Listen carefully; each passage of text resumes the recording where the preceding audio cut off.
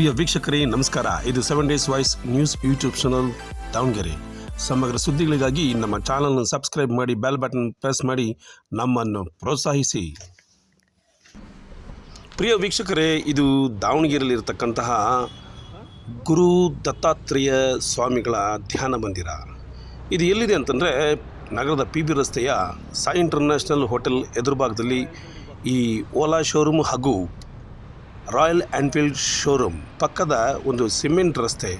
ಈ ಸಿಮೆಂಟ್ ರಸ್ತೆಯಲ್ಲಿ ನೀವು ಸಾಗಿ ಬಲಗಡೆ ತಿರುಗಿದರೆ ಸಿಗುವುದೇ ಶ್ರೀ ಗುರು ದತ್ತಾತ್ರೇಯ ಸ್ವಾಮಿಗಳ ಧ್ಯಾನ ಮಂದಿರ.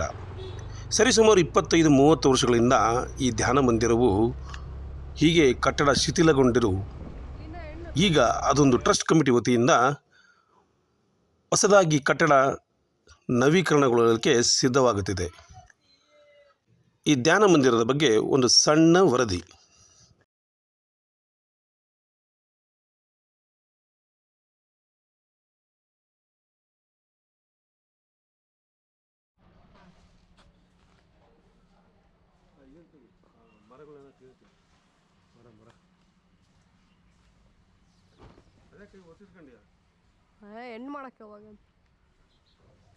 ಜೈ ಗುರುದೇವ ದತ್ತ.